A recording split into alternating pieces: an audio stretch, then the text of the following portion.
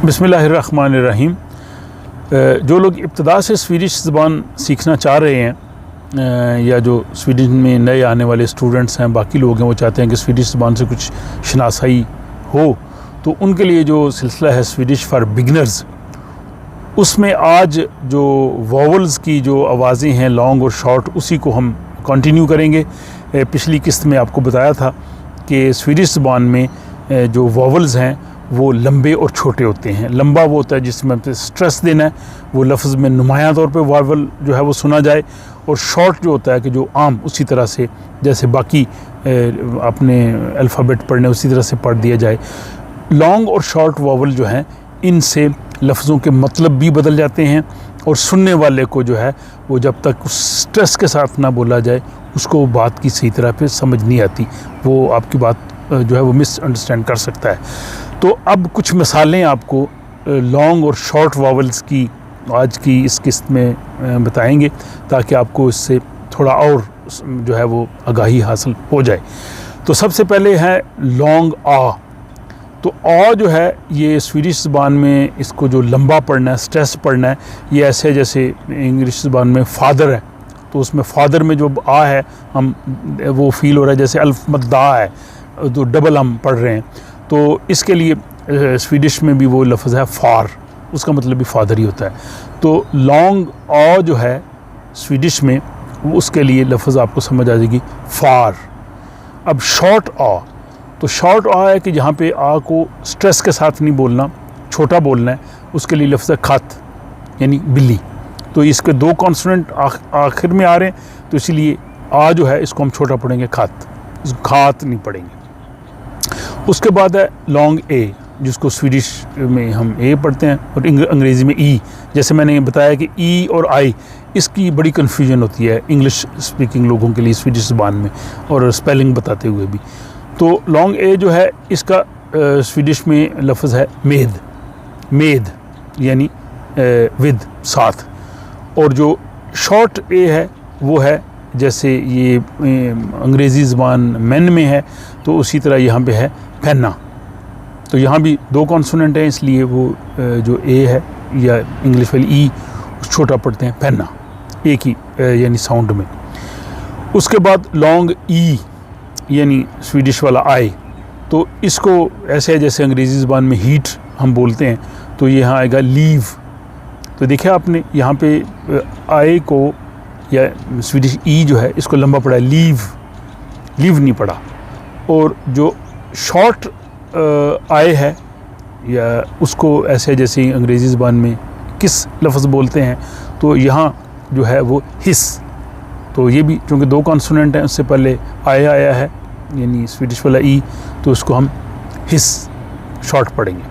अब है लॉन्ग ऊ। तो लॉन्ग ऊ जो है जैसे अंग्रेज़ी लफ्ज़ मून है, उसमें ओ को हमने लंबा पढ़ा है मून में, तो यहाँ लॉन्ग को पढ़ेंगे हम स्वीडिश ज़बान में बुक।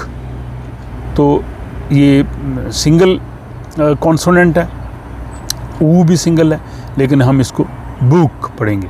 और जो शॉर्ट ऊ है स्वीडिश ज़बान में वो लफ्ज़ है ब्लूमा, फूल, तो उसको एक ही साउंड में ब्लूमा। तो उसमें जो ऊ है वो स्ट्रेस नहीं उसके ऊपर आ रहा। उसके बाद लॉन्ग यू, जो अंग्रेज़ी में जिसको हम यू बोलते हैं, तो ये लॉन्ग लफ्ज़ जो है वो स्वीडिश ज़बान में है हुस, यानी घर, हुस। और जो शॉर्ट है यू वो होगा हुंद। तो अब हुस और हुंद, इसमें फ़र्क जो है वो महसूस किया जा सकता है।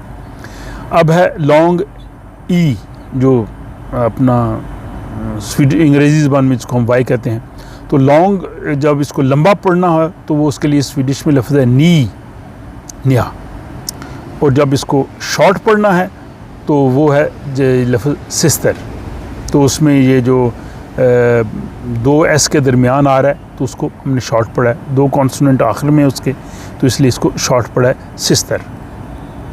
अब लॉन्ग ओ, जो ए विद सर्कल है, तो इसका तलफ़्फ़ुज़ ऐसा है जैसे अंग्रेज़ी में रॉ का है, तो ये है गो। और लॉन्ग जो है जो जिस पे 2 डॉट्स हैं उसको हम पढ़ेंगे ऐता, यानी खाना, खाना उसके लिए लफ्ज़ है ऐता। और जो शॉर्ट है वो है लत, यानी इजी, आसान चीज़।